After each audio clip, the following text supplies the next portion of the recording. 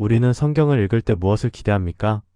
기적의 연속, 승리의 이야기, 하나님의 능력이 언제나 완벽하게 발휘되는 장면들을 상상합니다. 그런데 놀라운 사실이 있습니다. 성경에는 실패한 기적이 기록되어 있습니다. 예수님조차도 어떤 곳에서는 기적을 거의 행하지 못하셨습니다. 제자들은 귀신을 쫓아내지 못해 당황했고 어떤 병자는 치유받지 못한 채 남겨졌습니다. 이것이 무엇을 의미합니까? 하나님의 능력에 한계가 있다는 뜻입니까? 아니면 우리가 기적에 대해 근본적으로 오해하고 있는 것입니까? 오늘 우리는 성경이 감추지 않은 불편한 진실, 실패한 기적의 이야기를 통해 하나님의 더 깊은 뜻을 발견하게 될 것입니다. 성경은 놀랍도록 정직한 책입니다. 대부분의 종교 경전이나 신화는 신의 완벽한 승리만을 기록합니다. 실패는 숨기고 약점은 감추며 오직 영광스러운 순간만을 남깁니다. 그러나 성경은 다릅니다. 성경은 하나님의 사람들이 실패하는 모습도, 기도가 응답받지 못하는 순간도, 심지어 기적이 일어나지 않는 장면까지도 숨김없이 기록합니다. 이것은 성경이 단순한 신화나 꾸며낸 이야기가 아니라 실제 역사 속에서 일어난 진실을 담고 있다는 강력한 증거입니다. 그리고 바로 이 정직함 속에서 우리는 기적의 본질에 대한 더 깊은 이해를 얻게 됩니다. 마가복음 6장은 우리에게 충격적인 장면을 보여줍니다. 예수님께서 자신의 고향인 나사렛을 방문하셨을 때의 일입니다. 예수님은 이미 갈릴리 전역에서 놀라운 기적들을 행하셨습니다. 문둥병자를 고치시고 중풍병자를 일으키시고 귀신을 쫓아내시고 심지어 죽은 자를 살리기까지 하셨습니다. 그분의 명성은 온 지역에 퍼졌고 수많은 사람들이 치유를 받기 위해 몰려들었습니다. 그런데 정작 예수님의 고향에서는 어떤 일이 벌어졌습니까? 마가복음 6장 5절에서 6절은 이렇게 기록합니다. 거기서는 아무 권능도 행하실 수 없어 다만 소수의 병자에게 안수하여 고치실 뿐이었고 그들이 믿지 아니함을 이상히 여기셨더라. 이 구절을 읽을 때 우리는 깊은 당혹감을 느낍니다. 아무 권능도 행하실 수 없었다니 이것이 전능하신 하나님의 아들에 대한 묘사입니까? 마태복음의 평행 본문은 조금 다른 표현을 사용합니다.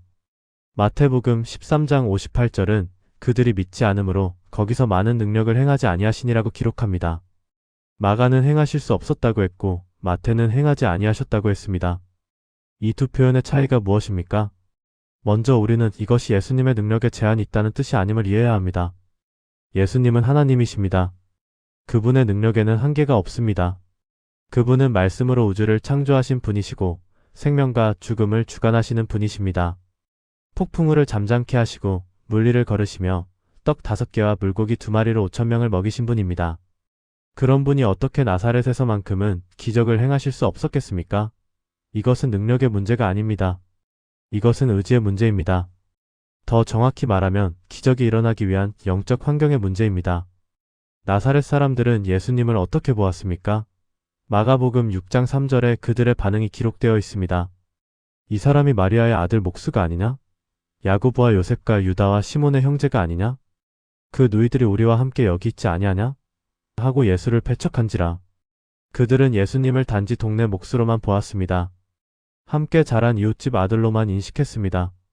아마도 예수님이 만든 가구를 사용하고 있었을 것입니다. 예수님이 어렸을 때 뛰어놀던 골목을 기억하고 있었을 것입니다. 그래서 그들은 예수님의 가르침을 들으면서도 그분의 기적 이야기를 들으면서도 이렇게 생각했습니다. 저 사람을 우리가 아는데 목수 요셉의 아들 아니냐? 어떻게 저런 일을 할 수 있다는 것이냐? 이것이 바로 불신입니다. 불신은 단순히 믿지 않는 것이 아닙니다. 불신은 자신의 경험과 이성의 한계 안에 하나님을 가두려는 시도입니다. 나사렛 사람들은 예수님을 자신들이 아는 범주 안에 집어넣으려 했습니다. 목수의 아들이라는 틀, 이웃집 청년이라는 프레임 속에 예수님을 가두려 했습니다. 그리고 그 틀을 벗어나는 모든 것을 거부했습니다. 이것이 예수님께서 나사렛에서 기적을 행하지 않으신, 아니, 행하실 수 없었던 이유입니다. 그런데 우리는 여기서 중요한 신학적 질문과 마주하게 됩니다.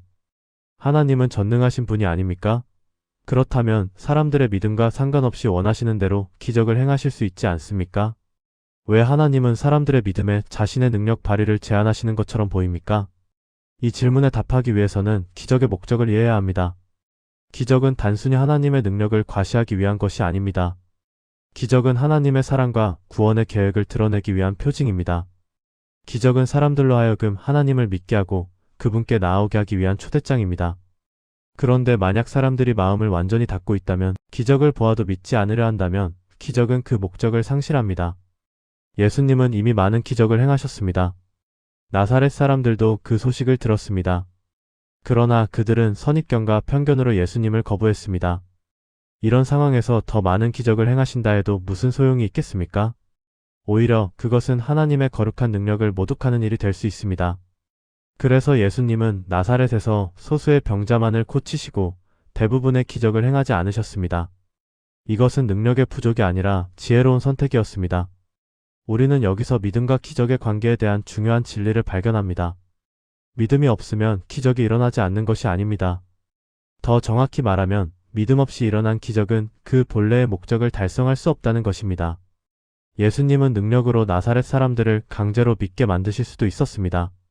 하늘에서 불을 내리시거나 땅을 갈라지게 하시거나 엄청난 기적으로 그들을 압도하실 수도 있었습니다. 그러나 그렇게 해서 얻어진 믿음이 진정한 믿음입니까? 두려움으로 억지로 고백하는 신앙이 하나님께서 원하시는 관계입니까? 하나님은 우리의 자유의지를 존중하십니다. 하나님은 우리가 자발적으로 진심으로 그분을 선택하기를 원하십니다. 강요된 믿음, 기적에 압도되어 어쩔 수 없이 받아들이는 신앙이 아니라 마음에서 우러나와 하나님을 사랑하고 신뢰하는 관계를 원하십니다. 그래서 하나님은 때로 기적을 제안하십니다. 사람들이 기적이 아니라 하나님 자신을 추구하도록, 표징이 아니라 그 표징이 가리키는 분을 바라보도록 하십니다. 이것이 나사렛에서 일어난 일의 깊은 의미입니다. 그렇다면 제자들이 겪은 실패는 어떻습니까? 마가복음 9장은 변화산에서 내려온 예수님과 제자들이 목격한 충격적인 장면을 기록합니다. 한 아버지가 귀신 들린 아들을 데리고 제자들에게 왔습니다. 이 귀신은 특별히 약했습니다. 아이를 불과 물에 자주 던져주기로 했습니다. 아버지는 절박했습니다. 제자들은 이미 예수님으로부터 권능을 받아 여러 번 귀신을 쫓아낸 경험이 있었습니다. 마가복음 6장 13절은 이렇게 기록합니다. 많은 귀신을 쫓아내며 많은 병자에게 기름을 발라 꽂히더라. 제자들은 자신들이 할 수 있다고 확신했을 것입니다. 그러나 이번에는 달랐습니다. 제자들이 아무리 노력해도 귀신이 떠나지 않았습니다. 그들은 기도했을 것입니다. 명령했을 것입니다. 예수님의 이름으로 권위를 행사하려 했을 것입니다. 그러나 아무 일도 일어나지 않았습니다. 귀신은 여전히 아이를 괴롭혔고 아버지는 절망했으며 제자들은 당혹스러워했습니다. 더 심각한 것은 많은 무리가 지켜보고 있었다는 사실입니다. 서기관들은 제자들과 논쟁하고 있었습니다. 아마도 제자들의 실패를 비웃고 그들의 무능함을 지적하며 예수님의 권위까지 의심하게 만들려 했을 것입니다. 바로 이 순간 예수님께서 변화산에서 내려오셨습니다. 마가복음 9장 19절에 예수님의 반응이 기록되어 있습니다. 대답하여 이르시되 믿음이 없는 세대여 내가 얼마나 너희와 함께 있으며 얼마나 너희에게 참으려. 이 말씀은 누구를 향한 것입니까? 제자들입니까? 아버지입니까?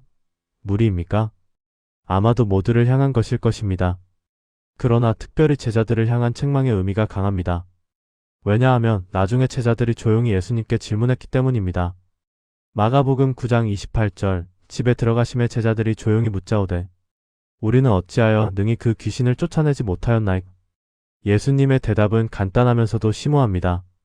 기도 외에 다른 것으로는 이런 종류가 나갈 수 없느니라. 이 말씀은 무엇을 의미합니까? 단순히 제자들이 기도하지 않았다는 뜻입니까? 아마 제자들은 기도했을 것입니다. 그렇다면 예수님이 말씀하신 기도는 어떤 기도입니까? 이것은 단순히 형식적인 기도나 급하게 올리는 요청의 기도가 아닙니다. 이것은 하나님과의 깊은 교제 속에서 나오는 영적 권능을 의미합니다. 제자들은 이전에 성공했던 경험에 의지했을 수 있습니다. 우리가 이전에도 귀신을 쫓아냈으니 이번에도 할 수 있다는 자신감 혹은 교만함이 있었을 수 있습니다. 그러나 영적 전투는 그렇게 단순하지 않습니다. 모든 귀신이 똑같지 않고 모든 상황이 동일하지 않습니다. 어떤 악한 영들은 더 강하고 더 완고하며 더 깊이 뿌리 박혀 있습니다. 이런 경우에는 단순히 기술이나 방법론으로 접근할 수 없습니다. 오직 하나님과의 깊은 영적 연합 속에서 금식과 기도로 자신을 낮추고 하나님의 능력에 전적으로 의지할 때만 가능합니다. 제자들은 아마도 이 부분에서 부족했을 것입니다. 그들은 권능을 받은 것은 사실이었지만 그 권능의 원천이 되시는 하나님과의 지속적인 교제를 소홀히 했을 수 있습니다. 우리는 여기서 또 다른 중요한 교훈을 배웁니다. 과거의 성공이 미래의 성공을 보장하지 않는다는 것입니다. 영적 생활에서는 관성이 통하지 않습니다. 우리는 매 순간 하나님과 연결되어 있어야 합니다. 어제의 기도가 오늘을 지탱할 수 없고 지난주의 은혜가 이번 주를 감당케 할 수 없습니다. 우리는 매일 새롭게 하나님의 임재 앞에 나아가야 하고 매 순간 그분의 능력을 의지해야 합니다. 제자들의 실패는 바로 이 지점을 드러냅니다. 그들은 권능을 받았지만 그 권능을 주시는 분과의 관계를 지속적으로 깊게 하는 것을 소홀히 했던 것입니다. 그런데 흥미로운 점은 예수님께서는 즉시 그 귀신을 쫓아내셨다는 사실입니다. 예수님은 따로 금식하지 않으셨습니다. 긴 기도 시간을 가지지도 않으셨습니다. 단지 명령하셨고 귀신은 떠났습니다. 그렇다면 예수님의 말씀과 행동 사이에 모순이 있는 것은 아닙니까? 제자들에게는 기도와 금식이 필요하다고 하셨는데 정작 예수님 자신은 그렇게 하지 않으신 것처럼 보입니다. 이것을 어떻게 이해해야 합니까? 답은 예수님의 정체성에 있습니다. 예수님은 우리와 다릅니다. 예수님은 하나님의 아들이시며 하나님과 본질적으로 하나이신 분입니다. 예수님의 전 생애가 기도였고 그분의 모든 호흡이 아버지와의 교제였습니다. 예수님은 새벽 미명에 일어나 기도하셨고 밤새도록 산에서 기도하셨으며 중요한 결정 앞에서는 항상 아버지와 깊은 교제의 시간을 가지셨습니다. 예수님의 능력은 순간적으로 발휘되는 기술이 아니라 아버지와의 끊임없는 연합에서 나오는 자연스러운 흐름이었습니다. 그래서 예수님은 별도의 준비 없이도 즉각적으로 권능을 행사하실 수 있었습니다. 반면 제자들은 아직 그런 수준에 이르지 못했습니다. 그들은 예수님으로부터 권능을 위임받았지만 그것을 자신의 것으로 착각해서는 안 되었습니다. 그들은 지속적으로 권능의 원천이신 하나님과 연결되어야 했고 그 연결을 유지하기 위해 기도와 금식이 필요했습니다. 기도와 금식은 단순히 하나님께 무언가를 얻어내기 위한 수단이 아닙니다. 그것은 우리 자신을 낮추고 하나님을 높이며 우리의 육신적 욕구를 제어하고 영적 감각을 예민하게 하는 훈련입니다. 이런 훈련을 통해 우리는 하나님의 임재에 더 가까이 나아갈 수 있고 그분의 능력이 우리를 통해 흐르도록 할 수 있습니다. 이제 우리는 믿음과 권위와 타이밍의 복잡한 관계를 살펴봐야 합니다. 성경을 읽다 보면 때로 혼란스러운 장면들을 만나게 됩니다. 어떤 경우에는 예수님께서 사람의 믿음을 보시고 치유하십니다. 중풍병자를 데리고 온 친구들의 믿음을 보시고 병을 고치셨고 혈루증 여인의 믿음으로 치유가 일어났습니다. 그런데 다른 경우에는 믿음에 대한 언급 없이 일방적으로 치유가 이루어집니다. 베데스다 연못가에 38년 된 병자는 예수님이 누구신지도 몰랐고 특별한 믿음을 보이지도 않았지만 치유를 받았습니다. 나인성 과부의 아들은 이미 죽어 있었으니 믿음을 행사할 수도 없었지만 살아났습니다. 이런 차이는 무엇을 의미합니까? 기적의 믿음이 필요한 경우와 필요하지 않은 경우가 따로 있는 것입니까? 이것을 이해하기 위해서는 기적의 목적을 다시 한번 생각해야 합니다. 기적은 단순히 문제를 해결하는 것 이상의 의미가 있습니다. 기적은 하나님의 성품을 드러내고 그분의 구원 계획을 보여주며 사람들로 하여금 하나님을 믿게 하는 표징입니다. 따라서 각 기적은 그 상황에 가장 적합한 방식으로 일어납니다. 어떤 경우에는 사람의 믿음이 강조됩니다.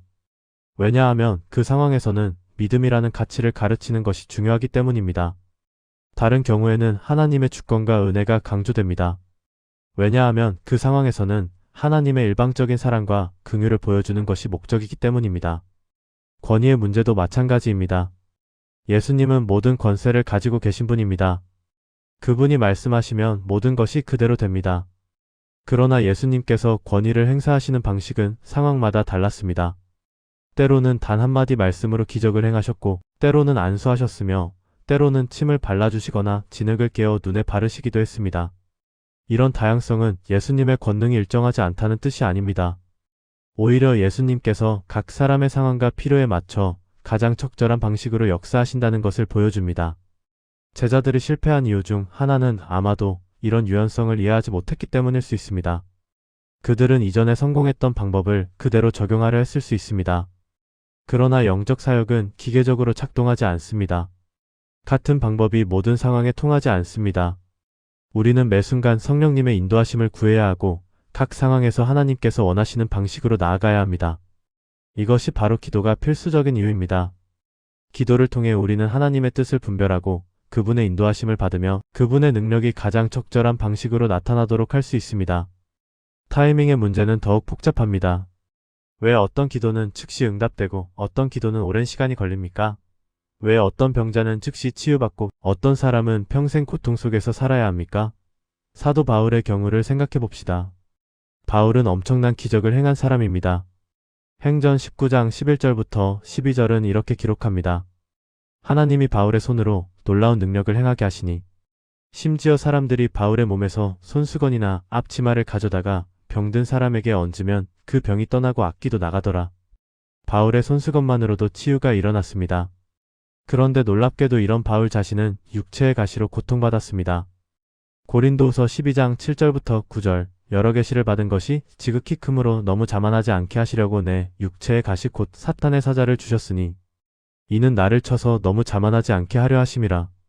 이것이 내게서 떠나기 위하여 내가 3번 주께 간구하였더니 나에게 이르시기를 내 은혜가 내게 족하도다.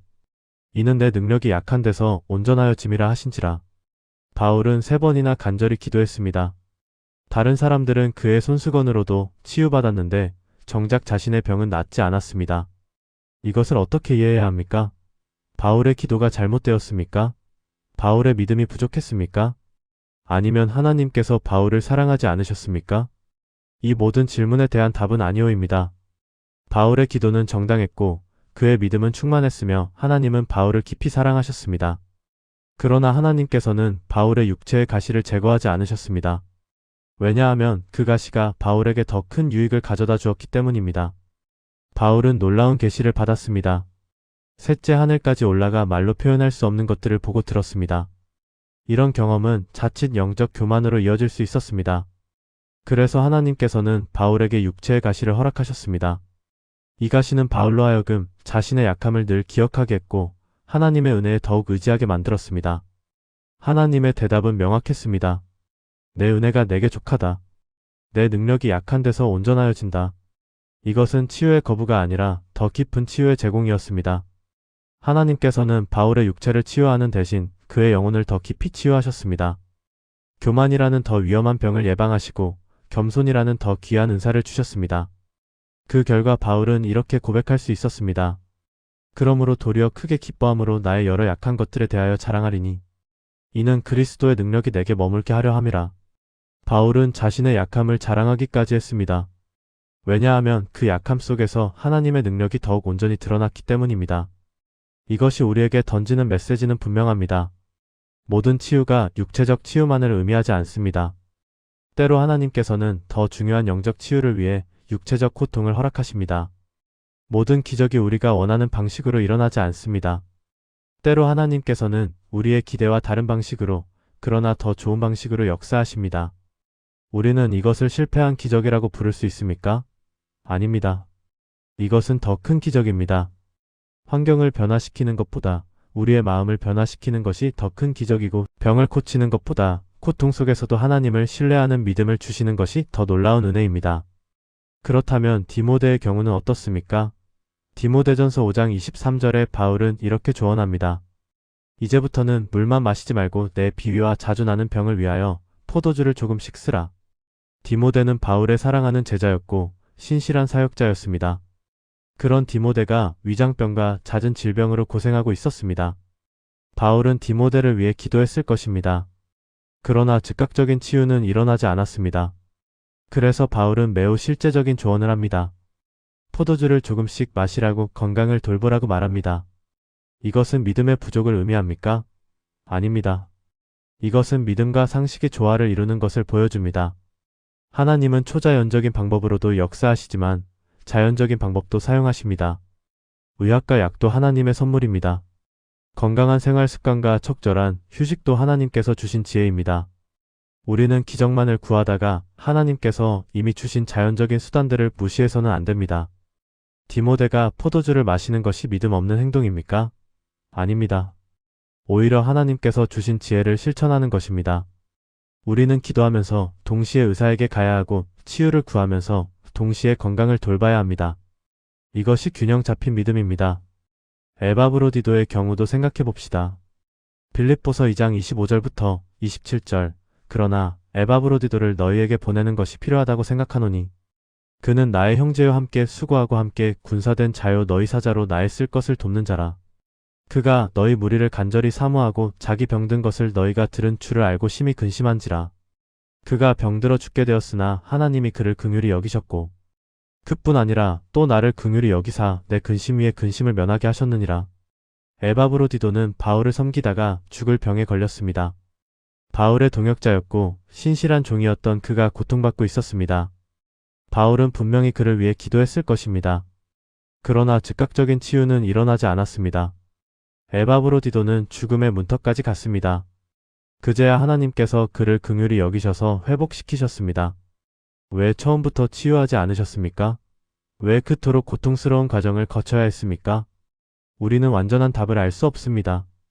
그러나 우리가 알 수 있는 것은 하나님께서 그 모든 과정을 허락하셨고 결국 그분의 긍휼로 회복이 일어났다는 것입니다. 때로 하나님께서는 우리를 즉시 건져주시지 않고 고통의 골짜기를 지나게 하십니다. 그러나 그 과정에서도 하나님은 우리와 함께 계시고 결국 우리를 건지십니다. 이제 우리는 더 어려운 질문과 마주해야 합니다. 기적이 목적이 아닐 때 생기는 오해는 무엇입니까? 많은 사람들이 기적 자체를 추구합니다. 표징을 보기를 원하고 놀라운 일을 경험하기를 갈망합니다. 이것은 자연스러운 욕구입니다. 우리는 하나님의 능력을 보고 싶어 합니다. 그러나 예수님 시대의 사람들도 똑같았습니다. 그들은 계속해서 표적을 요구했습니다. 마태복음 12장 38절 그때의 서기관과 바리새인 중 몇 사람이 말하되 선생님이여 우리에게 표적 보여주시기를 원하나이다. 예수님의 반응은 무엇이었습니까? 마태복음 12장 39절 예수께서 대답하여 이르시되 악하고 음란한 세대가 표적을 구하나 선지자 요나의 표적밖에는 보일 표적이 없느니라. 예수님은 표적을 구하는 것 자체를 악하고 음란한 것으로 규정하셨습니다. 이것은 충격적입니다. 하나님의 능력을 보고 싶어하는 것이 왜 악한 것입니까? 문제는 표적을 보는 것 자체가 아니라 표적에 대한 태도입니다. 그들은 표적을 통해 하나님을 알고 믿으려는 것이 아니라 표적 자체를 소비하려 했습니다. 오락거리로, 구경거리로 자신들의 호기심을 만족시키는 수단으로 표적을 원했습니다. 더 심각한 것은 그들이 이미 충분한 표적을 보았다는 사실입니다. 예수님은 수많은 기적을 행하셨습니다. 병자를 고치시고 귀신을 쫓아내시고 죽은 자를 살리시고 자연을 다스리셨습니다. 그러나 그들은 여전히 만족하지 못하고 더 많은 표적을 요구했습니다. 이것은 표적의 문제가 아니라 마음의 문제입니다. 믿지 않으려는 사람에게는 아무리 많은 표적을 보여주어도 소용이 없습니다. 그들은 항상 더 큰 것, 더 놀라운 것을 요구할 것입니다. 그래서 예수님은 요나의 표적, 즉 부활의 표적만을 말씀하셨습니다. 이것이 궁극적인 표적이고 이것을 믿지 못한다면 다른 어떤 표적도 의미가 없기 때문입니다. 요한복음 4장 48절에서도 예수님은 비슷한 말씀을 하십니다. 너희는 표적과 기사를 보지 못하면 도무지 믿지 아니하리라. 이것은 책망의 말씀입니다. 진정한 믿음은 표적을 보고 믿는 것이 아닙니다. 표적 없이도 하나님을 신뢰하는 것이 진정한 믿음입니다. 예수님은 부활 후 도마에게 나타나셨을 때 이렇게 말씀하셨습니다. 요한복음 20장 29절 너는 나를 본고로 믿느냐 보지 못하고 믿는 자들은 복되도다. 보지 않고 믿는 것, 이것이 가장 복된 믿음입니다. 그렇다면 우리는 기적을 전혀 기대하지 말아야 합니까? 기도할 때 치유나 기적을 구하지 말아야 합니까? 그것도 아닙니다. 성경은 우리에게 담대히 구하라고 말씀합니다. 야고보서 5장 14절부터 15절 너희 중에 병든 자가 있느냐? 그는 교회의 장로들을 청할 것이요 그들은 주의 이름으로 기름을 바르며 그를 위하여 기도할지니라. 믿음의 기도는 병든 자를 구원하리니 주께서 그를 일으키시리라. 우리는 기도해야 하고 치유를 구해야 하며 하나님의 능력을 기대해야 합니다. 그러나 동시에 우리는 하나님의 주권을 인정해야 합니다. 우리의 기도대로가 아니라 하나님의 뜻대로 되기를 겸손히 구해야 합니다. 예수님께서 겟세마네 동산에서 기도하신 것을 기억하십니까? 마태복음 26장 39절 조금 나아가사 얼굴을 땅에 대시고 엎드려 기도하여 이르시되 내 아버지여 만일 할만하시거든 이 잔을 내게서 지나가게 하옵소서 그러나 나의 원대로 마시옵고 아버지의 원대로 하옵소서. 예수님도 고통을 피하고 싶으셨습니다. 십자가의 잔을 마시지 않기를 원하셨습니다. 그래서 간절히 기도하셨습니다. 그러나 예수님의 기도는 항상 나의 원대로 마옵시고 아버지의 원대로 하옵소서로 끝났습니다. 이것이 우리가 배워야 할 기도의 모델입니다. 우리는 담대히 구하되 겸손히 순종해야 합니다. 우리의 필요를 아뢰되 하나님의 주권을 인정해야 합니다. 치유를 구하되 치유되지 않을 때도 하나님을 신뢰해야 합니다. 기적을 바라되 기적이 일어나지 않을 때도 하나님의 사랑을 의심하지 말아야 합니다. 이것이 성숙한 믿음입니다. 이것이 실패한 기적이 우리에게 가르쳐주는 가장 중요한 교훈입니다. 기적은 하나님의 능력을 보여주지만 기적이 일어나지 않을 때도 하나님은 여전히 선하시고 여전히 능력이 있으시며 여전히 우리를 사랑하십니다. 우리는 욥의 이야기를 빼놓을 수 없습니다. 욥은 의로운 사람이었습니다. 하나님께서도 욥을 온전하고 정직하여 하나님을 경외하며 악에서 떠난 자라고 칭찬하셨습니다. 그런데 욥에게 엄청난 재앙이 닥쳤습니다. 재산을 모두 잃고 자녀들이 모두 죽고 자신도 무서운 병에 걸렸습니다. 욥은 하나님께 부르짖었습니다. 왜 이런 일이 일어났는지 이해할 수 없었습니다. 자신이 무슨 잘못을 했는지 알 수 없었습니다. 욥의 친구들은 욥을 위로하러 왔지만 오히려 더 큰 고통을 주었습니다. 그들은 욥이 분명히 어떤 죄를 지었을 것이라고, 그래서 하나님께서 벌하시는 것이라고 주장했습니다. 욥은 자신의 결백을 주장했지만 아무도 믿어주지 않았습니다. 더 심각한 것은 하나님께서도 침묵하셨다는 사실입니다. 욥이 아무리 부르짖어도 하나님은 대답하지 않으셨습니다. 욥은 절망했습니다. 그러나 포기하지 않았습니다. 욥기 13장 15절, 그가 나를 죽이시리니 내가 소망이 없노라. 그러나 그의 앞에서 내 행위를 변론하리라. 욥은 하나님께서 자신을 죽일지라도 하나님을 신뢰하겠다고 고백했습니다. 이것이 진정한 믿음입니다. 이해할 수 없을 때도, 고통스러울 때도 하나님의 침묵 속에서도 하나님을 붙잡는 것입니다. 결국 하나님께서 욥에게 나타나셨습니다. 그러나 하나님의 대답은 욥이 기대했던 것과 달랐습니다. 하나님은 왜 욥에게 고난이 왔는지 설명하지 않으셨습니다. 대신 하나님 자신이 누구신지를 보여주셨습니다. 욥기 38장부터 41장까지 하나님은 계속해서 질문하십니다. 내가 땅에 기초를 놓을 때 어디 있었느냐? 내가 바다의 문을 정하였느냐? 내가 사자에게 먹이를 주느냐? 하나님의 질문은 명확한 메시지를 담고 있었습니다. 너는 우주를 이해할 수 없고 자연의 신비를 다 알 수 없으며 나의 창조와 섭리를 다 파악할 수 없다. 그러니 나를 신뢰하라. 욥의 반응은 놀랍습니다. 욥기 42장 2절부터 3절, 주께서는 못하실 일이 없사오며 무슨 계획이든지 못 이루실 것이 없는 줄 아오니 무지한 말로 이치를 가리는 자가 누구니이까? 나는 깨닫지 못한 일을 말하였고 스스로 알 수 없고 헤아리기 어려운 일을 말하였나이다. 욥은 자신의 무지를 인정했습니다. 그리고 하나님을 전적으로 신뢰했습니다. 하나님은 욥에게 갑절의 복을 주셨습니다. 그러나 더 중요한 것은 욥이 하나님을 더 깊이 알게 되었다는 사실입니다. 욥기 42장 5절, 내가 주께 대하여 귀로 듣기만 하였사오나 이제는 눈으로 주를 배움나이다. 욥은 고난을 통해 하나님을 체험했습니다. 이론이 아니라 실제로 듣기만 한 것이 아니라 직접 보고 경험했습니다. 고난이 제거되는 것도 기적이지만 고난 속에서 하나님을 만나는 것은 더 큰 기적입니다. 우리는 종종 하나님께 환경을 바꿔달라고 기도합니다. 그러나 하나님께서는 때로 환경을 바꾸시는 대신 우리를 변화시키십니다. 고통을 제거하시는 대신 고통을 견딜 힘을 주시고 문제를 해결하시는 대신 문제 속에서도 평안을 누리게 하십니다. 이것이 실패한 기적이 아니라 다른 차원의 기적입니다. 고린도후서 4장 7절부터 9절은 이렇게 말합니다. 우리가 이 보배를 질그릇에 가졌으니 이는 심히 큰 능력은 하나님께 있고 우리에게 있지 아니함을 알게 하려 함이라. 우리가 사방으로 우겨쌈을 당하여도 쌓이지 아니하며 답답한 일을 당하여도 낙심하지 아니하며 박해를 받아도 버림바 되지 아니하며 거꾸러뜨림을 당하여도 망하지 아니하고. 바울은 온갖 고난을 당했습니다. 그러나 그는 그 고난 속에서 하나님의 능력을 경험했습니다. 쌓이지 아니하고 낙심하지 아니하고 버림바 되지 아니하고 망하지 아니했습니다. 이것이 기적입니다. 환경은 변하지 않았지만 그 환경을 이기는 능력을 받았습니다. 우리는 여기서 중요한 통찰을 얻습니다. 하나님의 능력은 언제나 우리를 통해 드러나지만 그 방식은 우리가 생각하는 것과 다를 수 있습니다. 때로 하나님의 능력은 극적인 기적으로 나타나지만 때로는 고요한 인내로 흔들리지 않는 믿음으로 역경 속에서도 빛나는 소망으로 드러납니다. 어느 것이 더 큰 능력입니까? 순간적으로 병을 고치는 것과 평생의 고통 속에서도 하나님을 찬양하는 것 중 무엇이 더 놀라운 일입니까? 둘 다 기적입니다. 그러나 후자는 더 깊은 차원의 기적입니다. 왜냐하면 그것은 단순히 신체의 변화가 아니라 영혼의 변화를 보여주기 때문입니다. 실패한 기적이 우리에게 남긴 메시지는 무엇입니까? 첫째, 하나님의 능력에는 한계가 없지만 하나님의 역사하시는 방식은 다양하다는 것입니다. 우리는 하나님께서 우리가 원하는 방식으로만 일하시기를 기대해서는 안 됩니다. 하나님은 때로 우리의 기대를 뛰어넘는 방식으로, 때로 우리의 이해를 초월하는 방식으로 일하십니다. 우리는 열린 마음으로 하나님의 역사를 기다려야 합니다.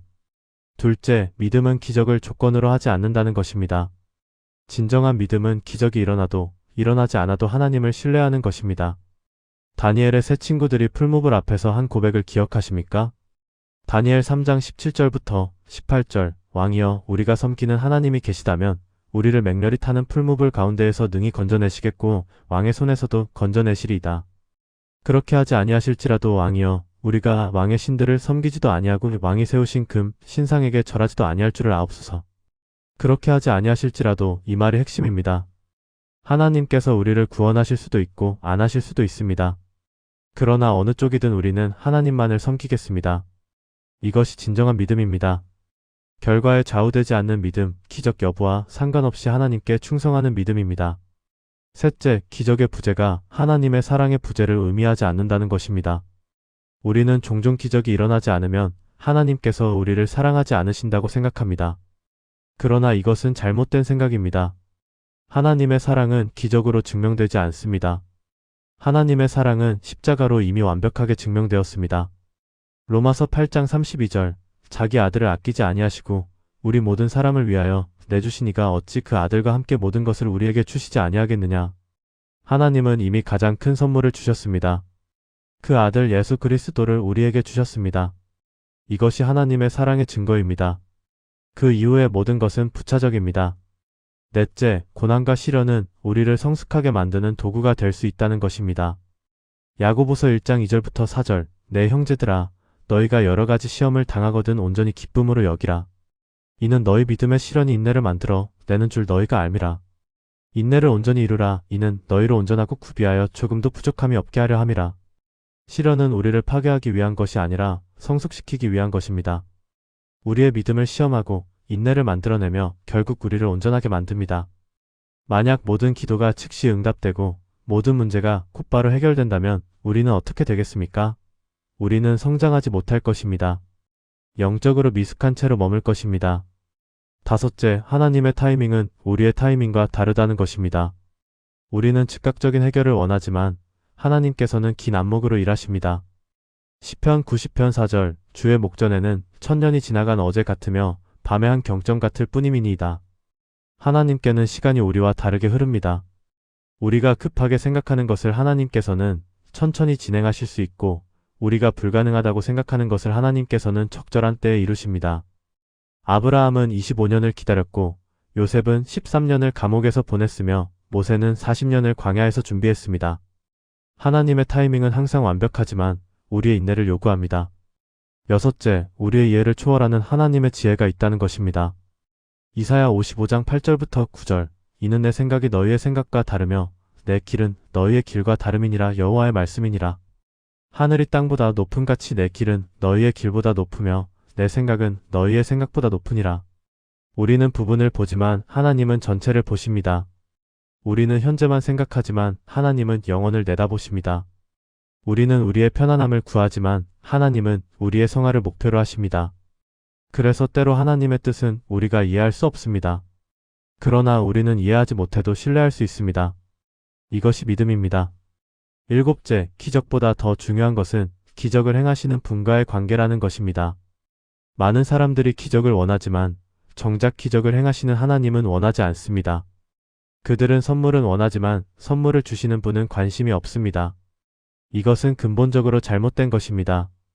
마태복음 7장 22절부터 23절에서 예수님은 충격적인 말씀을 하십니다.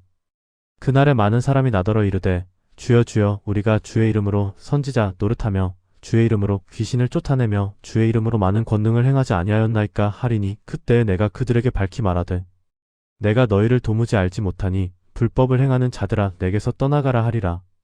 이 사람들은 예수님의 이름으로 선지자 노릇을 하고 귀신을 쫓아내고 많은 권능을 행했습니다.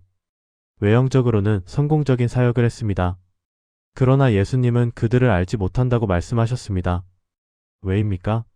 그들은 기적을 행했지만 예수님과 진정한 관계를 맺지 않았기 때문입니다. 그들은 권능을 추구했지만 권능의 원천이신 예수님과 깊은 사귐을 나누지 않았습니다. 이것이 가장 큰 비극입니다. 기적을 행하면서도 천국에서 쫓겨나는 것, 능력을 발휘하면서도 하나님과 관계가 없는 것, 이보다 더 슬픈 일이 어디 있겠습니까?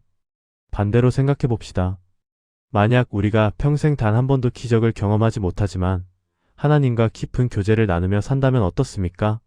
우리는 성공한 것입니까? 실패한 것입니까? 분명히 성공한 것입니다. 왜냐하면 우리는 가장 중요한 것, 즉 하나님과의 관계를 가졌기 때문입니다. 이것이 예수님께서 마리아를 칭찬하신 이유입니다. 누가복음 10장에서 마르다는 열심히 섬기고 있었고 마리아는 예수님의 발치에 앉아 말씀을 듣고 있었습니다. 마르다는 마리아를 비난했지만 예수님은 이렇게 말씀하셨습니다. 마리아는 이 좋은 편을 택하였으니 빼앗기지 아니하리라. 일하는 것도 중요하지만 예수님과 함께 있는 것이 더 중요합니다. 기적을 행하는 것도 좋지만 기적을 행하시는 분과 교제하는 것이 더 좋습니다. 여덟째, 우리의 궁극적인 소망은 이 세상에 있지 않다는 것입니다. 우리가 아무리 많은 기적을 경험해도 결국 이 땅에서는 죽습니다. 히브리서 11장은 위대한 믿음의 영웅들을 나열합니다. 그들 중 많은 이들이 기적을 경험했습니다. 홍해가 갈라졌고 성벽이 무너졌으며 사자의 입이 막혔고 불의 세력이 꺼졌습니다. 그러나 히브리서 11장 13절은 이렇게 말합니다. 이 사람들은 다 믿음을 따라 죽었으며 약속을 받지 못하였으되 그것들을 멀리서 보고 환영하며 또 땅에서는 외국인과 나그네임을 증언하였으니 그들도 결국 죽었습니다. 약속을 완전히 성취되는 것을 보지 못하고 죽었습니다. 그러나 그들은 실망하지 않았습니다. 왜냐하면 그들의 소망이 이 땅에 있지 않았기 때문입니다. 히브리서 11장 16절 그들이 이제는 더 나은 본향을 사모하니 곧 하늘에 있는 것이라. 그러므로 하나님이 그들의 하나님이라 일컬음 받으심을 부끄러워하지 아니하시고 그들을 위하여 한 성을 예비하셨느니라. 우리의 궁극적인 소망은 천국입니다. 이 땅에서의 모든 치유는 일시적입니다. 곧 젖은 몸도 언젠가는 늙고 병들고 죽습니다. 쫓겨난 귀신도 이 세상 어딘가에 여전히 존재합니다. 해결된 문제 뒤에는 또 다른 문제가 기다립니다. 그러나 천국에서는 다릅니다. 거기서는 사망도 애통하는 것도 곡하는 것도 아픈 것도 다시 있지 않습니다. 그래서 바울은 이렇게 말할 수 있었습니다. 로마서 8장 18절 생각하건대 현재의 고난은 장차 우리에게 나타날 영광과 비교할 수 없도다. 현재의 고난, 치유받지 못한 병, 응답받지 못한 기도, 일어나지 않은 기적, 이 모든 것이 장차 나타날 영광에 비하면 아무것도 아닙니다. 우리는 이 땅에서 완전한 행복을 기대할 수 없습니다. 우리는 나그네입니다. 우리의 진정한 본향은 하늘에 있습니다. 그러므로 이 땅에서의 기적이 일어나든 일어나지 않든 우리는 저 하늘의 영광을 바라보며 인내할 수 있습니다. 아홉째, 하나님께서는 우리의 약함을 통해서도 영광을 받으신다는 것입니다. 고린도후서 12장 9절 내 은혜가 내게 족하도다. 이는 내 능력이 약한 데서 온전하여짐이라. 하나님의 능력은 우리가 강할 때가 아니라 약할 때 더욱 분명히 드러납니다. 우리가 모든 것을 스스로 할 수 있을 때는 하나님의 능력이 필요하지 않습니다. 그러나 우리가 완전히 무력할 때, 우리 자신의 힘으로는 아무것도 할 수 없을 때, 바로 그때 하나님의 능력이 나타납니다. 요한복음 9장에 나오는 날 때부터 맹인된 사람을 기억하십니까? 제자들이 물었습니다. 이 사람이 맹인으로 난 것이 누구의 죄입니까? 그의 죄입니까? 부모의 죄입니까? 예수님의 대답은 놀라웠습니다. 이 사람이나 그 부모의 죄로 인한 것이 아니라 그에게서 하나님이 하시는 일을 나타내고자 하심이라. 그 사람의 맹인됨이 죄의 결과가 아니라 하나님의 영광을 나타내기 위한 것이었습니다. 우리는 이 말씀을 깊이 묵상해야 합니다. 우리의 약함, 우리의 질병, 우리의 고통이 단순히 저주나벌이 아닐 수 있습니다. 그것은 하나님의 영광을 드러내기 위한 도구가 될 수 있습니다. 어떻게입니까? 그 약함 속에서도 하나님을 신뢰하고 고통 속에서도 찬양하며 절망적인 상황에서도 소망을 잃지 않을 때 사람들은 놀랍니다. 어떻게 저런 상황에서도 저렇게 평안할 수 있는가? 어떻게 저렇게 기쁠 수 있는가? 그때 우리는 대답할 수 있습니다. 내가 강해서가 아니라 하나님께서 나와 함께 계시기 때문입니다. 10번째, 실패한 것처럼 보이는 기적도 하나님의 더 큰 계획의 일부일 수 있다는 것입니다. 요한복음 11장의 나사로 이야기를 생각해 봅시다. 나사로가 병들었을 때 마리아와 마르다는 예수님께 급히 사람을 보냈습니다. 주님께서 사랑하시는 자가 병들었나이다. 그들은 예수님께서 즉시 오셔서 나사로를 치유해 주시기를 기대했습니다. 예수님은 이전에도 수많은 병자를 고치셨고 나사로는 예수님께서 특별히 사랑하시는 친구였습니다. 당연히 예수님께서 달려오실 것이라고 생각했습니다. 그러나 예수님은 이틀을 더 머무셨습니다. 그 사이 나사로는 죽었습니다. 마리아와 마르다는 얼마나 실망했겠습니까? 주님께서 여기 계셨더라면 내 오라버니가 죽지 아니하였으리이다. 그들의 말 속에는 원망과 아쉬움이 섞여 있었습니다. 왜 오시지 않으셨습니까? 왜 치유해 주시지 않으셨습니까? 기적이 실패한 것처럼 보였습니다.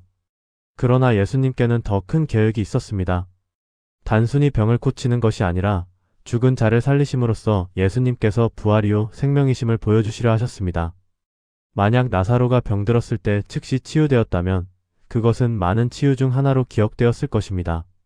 그러나 4일 동안 무덤에 있던 나사로가 살아난 것은 엄청난 파장을 일으켰습니다. 많은 사람들이 일로 예수님을 믿게 되었습니다. 우리는 여기서 중요한 교훈을 배웁니다. 하나님께서 우리의 기도를 즉시 응답하지 않으신다고 해서 그것이 거절이 아닐 수 있습니다. 지연일 수 있습니다. 하나님께서는 더 좋은 것을 더 적절한 때에 주시려고 기다리고 계실 수 있습니다. 우리는 작은 것을 구하는데 하나님께서는 큰 것을 주시려 하십니다. 우리는 당장의 해결을 원하는데 하나님께서는 영원한 해결을 준비하고 계십니다. 그래서 우리는 인내해야 합니다. 실망하지 말고 포기하지 말고 계속 믿음으로 나아가야 합니다. 시편 27편 14절 여호와를 기다릴지어다 강하고 담대하며 여호와를 기다릴지어다. 이제 우리는 실패한 기적의 궁극적인 의미를 이해할 수 있습니다. 그것은 진정한 의미에서 실패가 아닙니다. 그것은 우리의 기대와 다른 방식으로 일어난 하나님의 역사입니다. 우리는 어라는 기적을 기대했는데 하나님께서는 비라는 은혜를 주셨습니다. 우리는 육체의 치유를 구했는데 하나님께서는 영혼의 성숙을 허락하셨습니다. 우리는 환경의 변화를 원했는데 하나님께서는 우리 자신의 변화를 이루셨습니다. 이것을 실패라고 부를 수 있습니까? 아닙니다. 이것은 우리의 시야가 좁아서 보지 못하는 더 큰 승리입니다. C.S. 루이스는 이렇게 말했습니다. 우리는 병든 아이들입니다. 우리에게 필요한 것은 무한한 즐거움이 아니라 무한한 지혜입니다. 우리는 하나님께 우리를 행복하게 해달라고 요청하지만 하나님께서는 우리를 거룩하게 만드시는 것에 더 관심이 있으십니다. 왜냐하면 결국 거룩함 없이는 참된 행복도 없기 때문입니다. 우리는 순간적인 기쁨을 구하지만 하나님께서는 영원한 기쁨을 준비하고 계십니다. 우리는 증상의 완화를 원하지만 하나님께서는 근본적인 치유를 계획하고 계십니다. 그렇다면 우리는 어떻게 살아야 합니까? 첫째, 우리는 계속 기도해야 합니다. 기적이 일어나지 않는다고 해서 기도를 멈추어서는 안 됩니다. 누가복음 18장에서 예수님은 항상 기도하고 낙심하지 말아야 할 것을 비유로 가르치셨습니다. 불의한 재판관도 과부의 끈질긴 요청에 결국 응답했는데 하물며 사랑이 많으신 하나님께서 그의 자녀들의 기도를 들으시지 않겠습니까? 우리는 담대히 끈질기게 포기하지 않고 기도해야 합니다. 둘째, 우리는 하나님의 뜻에 순종해야 합니다. 우리의 원대로가 아니라 하나님의 원대로 되기를 구해야 합니다. 이것은 체념이 아닙니다. 이것은 더 큰 지혜에 대한 신뢰입니다. 셋째, 우리는 현재의 고난 속에서도 감사할 수 있어야 합니다. 데살로니가전서 5장 18절 범사에 감사하라. 이것이 그리스도 예수 안에서 너희를 향하신 하나님의 뜻이니라. 범사에 감사하라는 것은 모든 상황을 좋아하라는 뜻이 아닙니다. 그것은 모든 상황 속에서 하나님을 신뢰하고 그분의 선하심을 믿으며 그분께서 모든 것을 합력하여 선을 이루실 것을 믿는 것입니다. 넷째, 우리는 서로를 격려하고 위로해야 합니다. 히브리서 10장 24절부터 25절 서로 돌아보아 사랑과 선행을 격려하며 모이기를 패하는 어떤 사람들의 습관과 같이 하지 말고 오직 권하여 그날이 가까움을 볼수록 더욱 그리하자. 우리는 혼자가 아닙니다. 우리는 믿음의 공동체에 속해 있습니다. 우리가 약할 때 다른 사람들이 우리를 붙들어주고 우리가 강할 때 우리는 다른 사람들을 격려할 수 있습니다. 실패한 것처럼 보이는 기적의 경험을 나눔으로써 우리는 서로를 위로하고 하나님의 신실하심을 증거할 수 있습니다.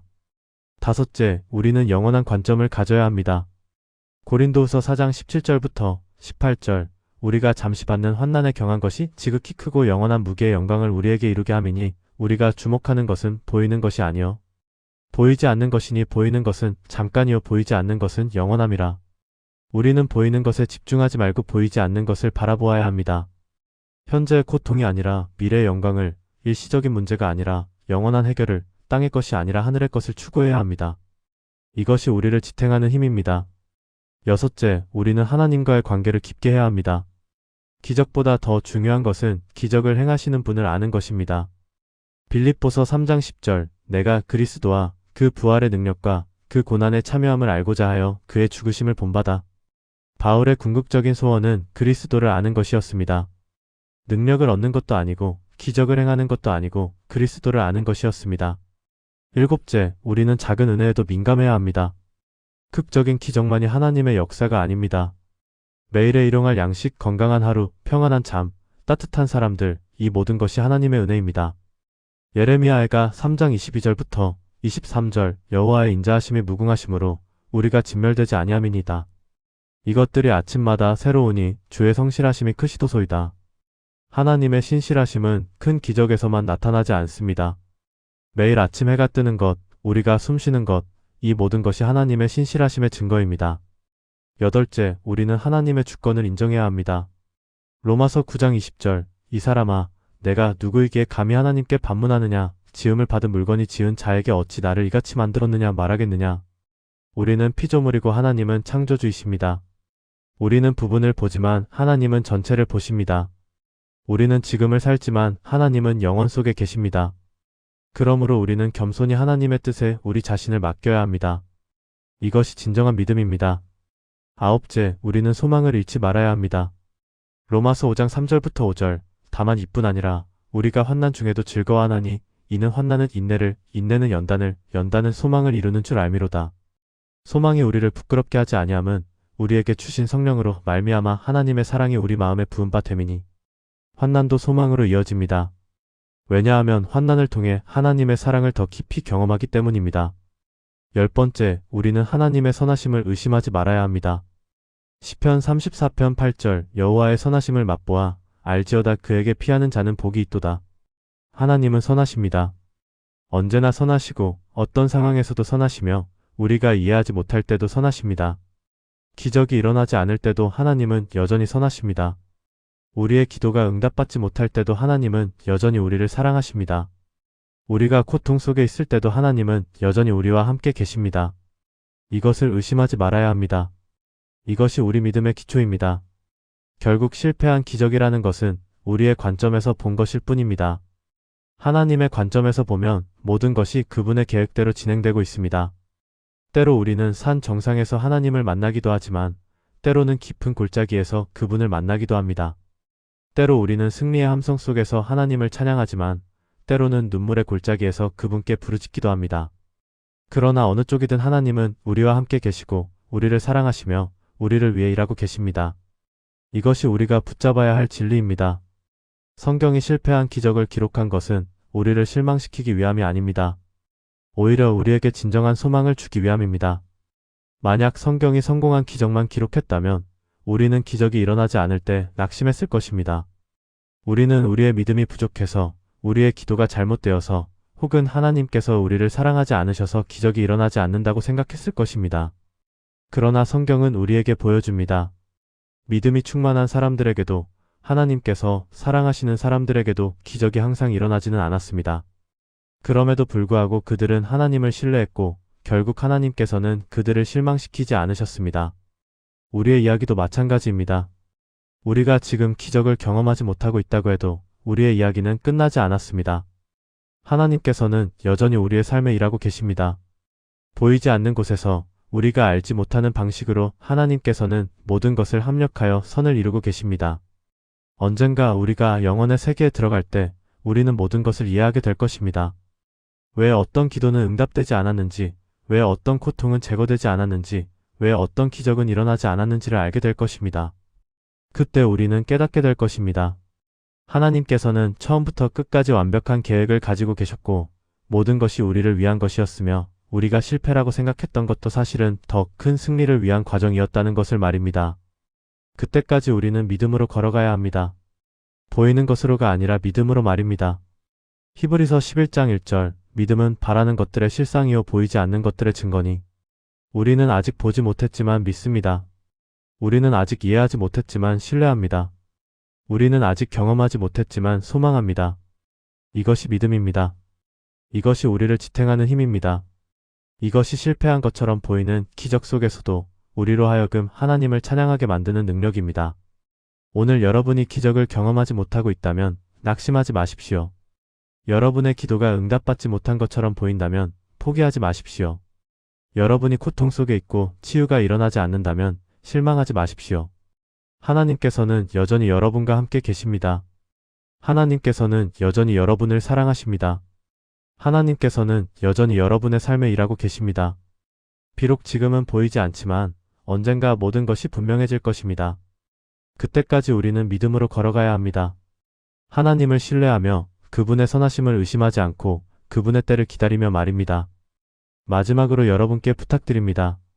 오늘 이 메시지가 여러분에게 의미가 있었다면 구독 버튼을 눌러주시고 좋아요를 눌러주십시오. 여러분의 작은 관심이 더 많은 사람들에게 하나님의 말씀을 전하는 데 큰 힘이 됩니다. 감사합니다.